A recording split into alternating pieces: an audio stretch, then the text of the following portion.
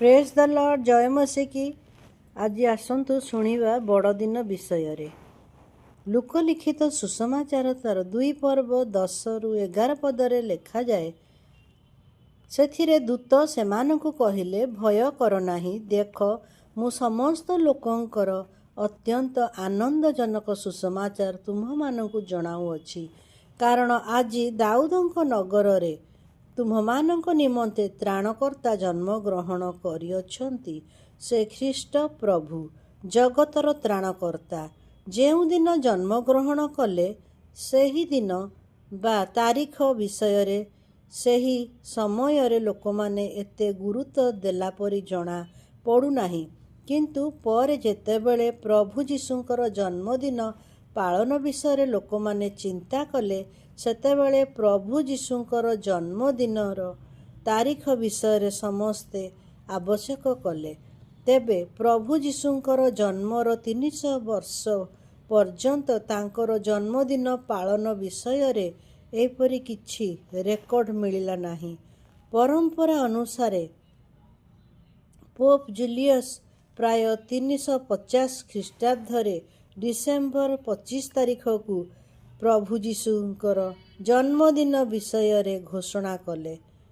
December 25 ତାରିଖରେ ପ୍ରକୃତରେ ଯୀଶୁଙ୍କର ଜନ୍ମ ହୋଇଥିଲା କି ନାହିଁ ଏ ବିଷୟକୁ ନେଇ ବିଭିନ୍ନ ପ୍ରକାର ମତଭେଦ ରହିଛି। ତେବେ ଯୀଶୁଖ୍ରୀଷ୍ଟ ଯେ ଜଗତର ଜନ୍ମଗ୍ରହଣ କରିଥିଲେ ଏ ବିଷୟରେ କୌଣସି ମତଭେଦ ନାହିଁ।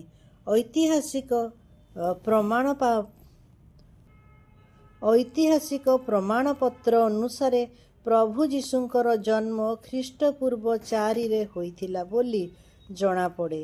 କିନ୍ତୁ ଯେଉଁଦିନ ତାହାଙ୍କର ଜନ୍ମ ହୋଇଥିଲା ସେ ତାରିଖ ବିଷୟରେ କିଛି ରେକର୍ଡ କେହି ପାଉନାହାନ୍ତି। ତେବେ ବାଇବେଲର ମାଥ୍ୟୁ ଲିଖିତ ସୁସମାଚାରରେ ପ୍ରଭୁ ଯୀଶୁଙ୍କର ଜନ୍ମ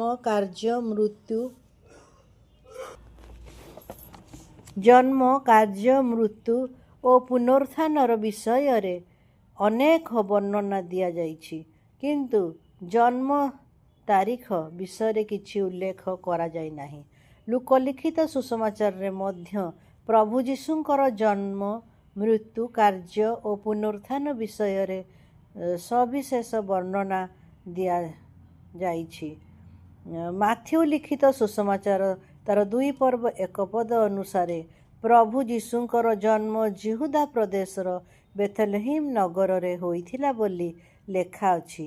ପ୍ରଭୁ ଯୀଶୁଙ୍କର ଜନ୍ମ ତାରିଖ ସିନା କେହି ଲିପିବଦ୍ଧ କରିନଥିଲେ, ତେବେ ଯୀଶୁ ଯେ ଏହି ଜଗତକୁ ଆସିଥିଲେ ଆଉ ତାହାଙ୍କର ସବୁ କାର୍ଯ୍ୟ, ମୃତ୍ୟୁ, ପୁନରୁତ୍ଥାନ ଓ ସ୍ୱର୍ଗାରୋହଣ ବିଷୟରେ ବାଇବେଲରେ ଲିପିବଦ୍ଧ ଅଛି।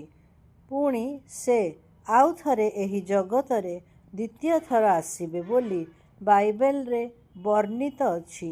ତାଙ୍କର ଦ୍ୱିତୀୟ ଆଗମନ ପୂର୍ବରୁ ଯାହା ସବୁ ଘଟିବ ବୋଲି ଲେଖା ଯାଇଛି ତାହା ସବୁ ସଫଳ ହେବାରେ ଲାଗିଛି। ବର୍ତ୍ତମାନ ସମୟରେ ବଡ଼ଦିନ ପାଳନ କରିବା ନିମନ୍ତେ ଲୋକମାନେ ଅନେକ ପ୍ରକାର ଆନୁଷଙ୍ଗିକ ବିଷୟ ମଧ୍ୟ କରିଥାନ୍ତି, ଯେପରି ବିଭିନ୍ନ ପ୍ରକାର decoration, Christmas tree, Santa Claus, sharing of gift and cake ଇତ୍ୟାଦି। ଏହା ସହିତ କ୍ୟାରୋଲ ସଙ୍ଗ, ଉପାସନା ଗୃହରେ ପ୍ରଭୁଙ୍କର ଉପାସନା ଏବଂ ମେନି ଅଦର୍ସ ପ୍ରୋଗ୍ରାମ୍ସ। ଖ୍ରୀଷ୍ଟମାସ ପାଳନ କରିବା ନିଶ୍ଚିତ ଭାବରେ ଖ୍ରୀଷ୍ଟିଆନମାନଙ୍କ ନିମନ୍ତେ ଏକ ଆନନ୍ଦ ଓ ଉତ୍ସାହର ବିଷୟ।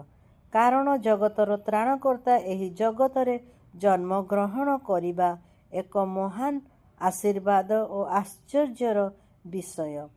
ଆଉ ପ୍ରଭୁ ଯୀଶୁ ଏହି ଜଗତକୁ ଆସିଥିଲେ ଯେପରି ମନୁଷ୍ୟ ଆପଣା ପାପରୁ ଫେରି ପରିତ୍ରାଣ ପାଆନ୍ତି। ମାଥ୍ୟୁ ତାର 1 ପର୍ବ 21 ପଦ। ବିଭିନ୍ନ ଦେଶର ଲୋକମାନେ ଖ୍ରୀଷ୍ଟମାସ ପାଳନ କରନ୍ତି ଆଉ ବିଭିନ୍ନ ପ୍ରକାର ଭାବରେ ସେମାନେ ଏହା ପାଳନ କରନ୍ତି। ଯୀଶୁଙ୍କ ଜନ୍ମଦିନ ପରେ ଯୀଶୁଙ୍କର ଜନ୍ମଦିନ ପାଳନ ବେଳେ ଆମେ ଯେପରି ତାଙ୍କୁ ଗୌରବ ଦେଇ ତାଙ୍କର ଜୟ ଜୟକାର କରୁ ଏବଂ ତାଙ୍କୁ ଉଚ୍ଚୀକୃତ କରୁ। ସମସ୍ତଙ୍କୁ ମେରି କ୍ରିସମାସ। ପ୍ରେଜ୍ ଦ ଲର୍ଡ।